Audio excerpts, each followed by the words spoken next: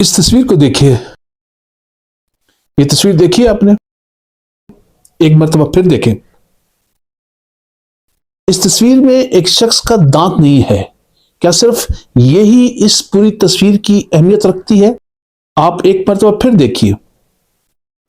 کیا آپ میں سے کسی نے نوٹ کیا کہ اس شخص کا دانت ہی نہیں بلکہ اس کی ایک آئی برو بھی نہیں ہے؟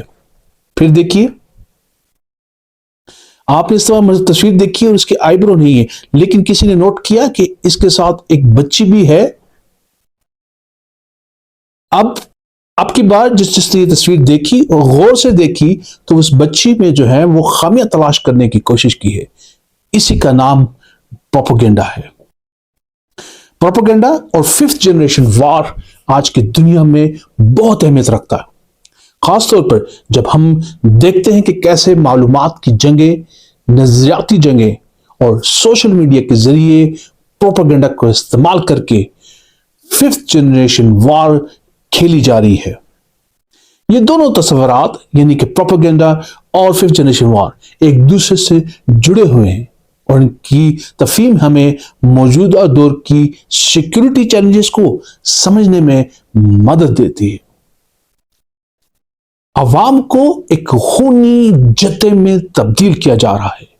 یہ جو ملک میں انارکی پھیل رہی ہے, آج یہاں پر لڑائی, کل وہاں لڑائی, فلاں پارٹی کا جلسہ, فلاں پارٹی نے فلاں لوگوں کو مارا, اپنے ہی ملک کے خلاف نعرہ بازی, اپنے ہی پولیس اور سپاہیوں کو گالیاں, عدلیہ پر وار, یہ سب انہی چالوں کا حصہ ہے جو آپ کو یاد ہو کہ لیبیا, عراق, شام اور تیونس میں ہوا.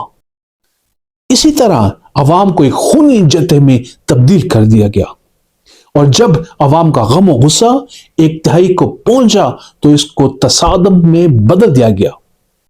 یہ سب کچھ کرنا سی آئی اے, موساد, راہ اور بریک واٹر جیسے ایجنسیوں کے لیے مشکل نہیں ہے یہ کام. لیبیا میں کرنل معمر قذافی کے دور حکومت میں کئی اقتصادی اور سماجی کامیابیاں حاصل کی, لیکن قذافی کے بعد کے حالات نے عوام کو کئی چیلنجز کا سامنا کرنے پر مجبور کر دیا ہے. قذافی کے دور میں لیبیا نے اپنی تیل کی دولت کو بھرپور استعمال کیا. تیل کی پیداوار میں اضافہ ہوا جس سے ملک کی معیشت کو فروغ ملا. تیل سے وصول ہونے والا منافع عوام میں تقسیم کیا جاتا. ہر ماہ ان کے اکاؤنٹ میں منافع کے مطابق سے رقم منتقل کر دی جاتی. قذافی نے بنیادی تعلیم کو مفت فراہم کیا اور اعلیٰ تعلیم کے لیے بھی وظائف فراہم کیے جاتے. عوام کو بنیادی صحت کی مفت سہولیات میسر تھیں. اس کے علاوہ قذافی نے عوامی خدمات جیسے کہ رہائش, بجلی, سڑکیں, پل اور پانی کی فراہمی کو بہتر بنانے کے لیے کئی پروگرام شروع کر رکھے تھے. لیکن عوام نے فیس بک پر پروپیگنڈا کا شکار ہوتے ہوئے کرنل قذافی کو پکڑ کر سڑک پر قتل کر دیا, اور وہ پوچھتا رہا کہ تم لوگ مجھے کیوں مار رہے ہو. لیکن قذافی کے بعد لیبیا میں بے روزگاری کی شرح میں زبردست اضافہ ہوا. نوجوانوں میں بے روزگاری ایک سنگین مسئلہ بن چکا ہے جس سے معاشرتی بے چینی پیدا ہو رہی ہے. 2011 سے اب تک حکومتیں اس مسئلے کو حل کرنے میں ناکام رہی ہیں. موجودہ دور میں عوام کو صحت, تعلیم اور دیگر بنیادی سہولیات تک رسائی حاصل نہیں ہے. ہسپتالوں میں ادویات کی کمی اور تعلیمی اداروں میں وسائل کی عدم دستیابی نے عوامی زندگی کو متاثر کیا ہے. خوراک اور دیگر بنیادی اشیاء کی قیمتوں میں اضافہ ہو رہا ہے جس سے عوام کا معیار زندگی متاثر ہو گیا ہے. مہنگائی نے عام لوگوں کی قوت خرید کو کمزور کر دیا ہے. انسانی حقوق کے مسائل اور مختلف مسلح گروپوں کے درمیان لڑائیوں سے ملک تباہی کی طرف تیزی سے بڑھ رہا ہے. یہ سب کچھ پروپیگنڈا کے ذریعے سے کیا گیا, اور اب افسوسناک بات یہ ہے کہ یہی ماڈل اب پاکستان پر بھی لاگو ہونے کو تیار ہے.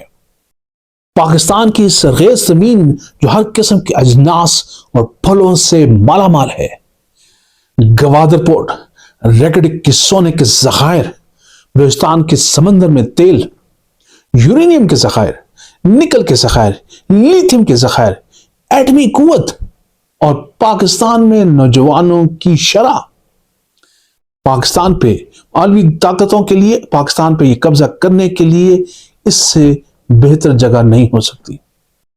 پروپیگنڈا ایک ایسا عمل ہے جس کے ذریعے معلومات کو اس انداز میں پیش کیا جاتا ہے کہ وہ کسی خاص نظریے، ایجنڈے یا مقصد کی حمایت کرتی ہو۔ یہ عمل مختلف شکلوں میں ہو سکتا ہے، جیسا کہ ٹیلی ویژن، ریڈیو، اخبارات، فیس بک، ٹویٹر، واٹس ایپ، انسٹاگرام وغیرہ۔ ان پر جو مواد اور مخصوص پیغامات کے ساتھ اشتہارات جو عوامی رائے کو متاثر کرنے کی کوشش کرتے ہیں، اور صرف مخصوص معلومات فراہم کرنا تاکہ عوام کو ایک خاص نقطۂ نظر اختیار کرنے پر مجبور کیا جا سکے۔ خوف، امید یا دیگر جذبات کا استعمال کرتے ہوئے عوامی رویوں کو متاثر کر دیا جاتا ہے تاکہ عوامی رائے کو کسی خاص سمت میں موڑا جا سکے یا پھر کسی اہم ایشو سے عوام کی توجہ ہٹائی جا سکے۔ یاد رکھیں کہ جب بھی ملک میں آفت آئے گی یا حملہ ہوگا تو یہ موجودہ تمام سیاستدان جن کو گزشتہ کئی دہائیوں سے ہم آپس میں نورا کشتی کرتے دیکھتے آئے ہیں، یہ سب ملک چھوڑ کر باہر بھاگ جائیں گے۔ کل جو لوگ سیکیورٹی اداروں پر تنقید کرتے تھے آج تعریفیں کر رہے ہیں، اور جو کل ان کی تعریفیں کر رہے تھے آج ان پر تنقید کر رہے ہیں۔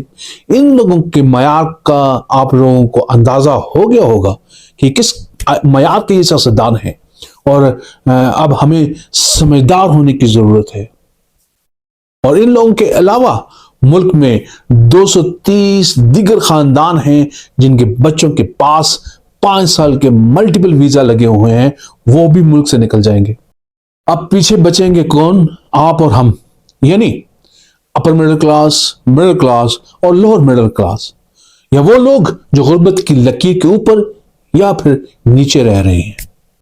ہمیں فسادات کا سامنا کرنا پڑے گا، خون ریزی ہوگی، ڈاکے پڑیں گے، عزتیں لٹیں گی، خوراک کی کمی ہوگی، ہر طرف بربادی ہی بربادی ہوگی۔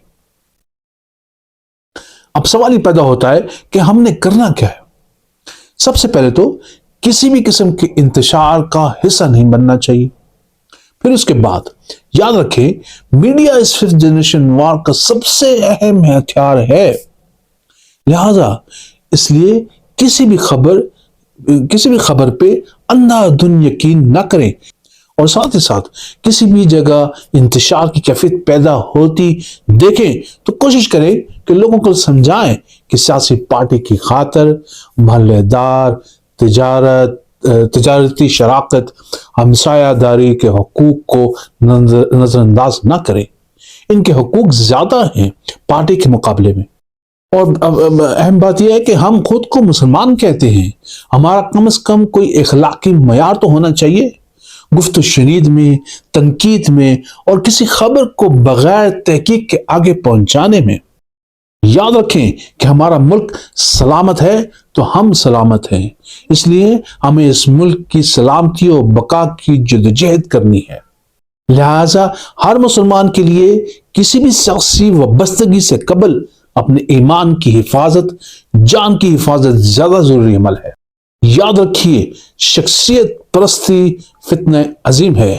یہ سب پروپیگنڈا کے مرہون منت ہے کہ آج بھی بھٹو زندہ ہے۔ نواز شریف اور عمران خان کی جنگ میں انٹرنیٹ بند، اسلام آباد بند، کاروبار بند، دفاتر بند، لوگوں کا آپس میں ملنا جلنا بند۔ کسی بھی لیڈر کی اتباع میں اتنا آگے نہ بڑھ جائے کہ آپ کا ایمان داؤ پر لگ جائے۔ ملک میں کئی نوجوان اور پڑھی لکھی جدید تقاضوں سے ہم آہنگ لیڈرشپ موجود ہے۔ ہم کیوں گزشتہ کئی سالوں سے انہی آزمائے ہوئے لوگوں کو ووٹ دیتے آ رہے ہیں جنہوں نے ملک کو غربت، بے روزگاری، مہنگائی، بدعنوانی، بے انصافی، بد انتظامی، بد تہذیبی، بدتمیزی، دہشت گردی، نفرت، ناکامیوں، بدنامیوں اور ناامیدیوں کے سوا کچھ نہیں دیا۔ پروپیگنڈا اور ففتھ جنریشن وار دونوں ہی آج کے دور میں انتہائی اہمیت رکھتے ہیں۔ ان دونوں کا استعمال نہ صرف جنگی حکمت عملیوں میں ہوتا ہے بلکہ یہ سیاسی، سماجی اور اقتصادی میدانوں میں بھی اثر انداز ہوتے ہیں۔ ان ٹولز کی درست تفہیم کے ذریعے نہ صرف موجودہ چیلنجز کا سامنا کرنے میں مدد دیتی ہے بلکہ ہمیں مستقبل کی جنگوں کے لیے نئے طریقوں سے بھی آگاہ کرتی ہے۔ اس لیے ضروری ہے کہ ہم ان ٹولز کا تجزیہ کریں اور ان کے اثرات کو سمجھیں تاکہ ہم بہتر طور پر تیار ہو سکیں۔ بہت شکریہ۔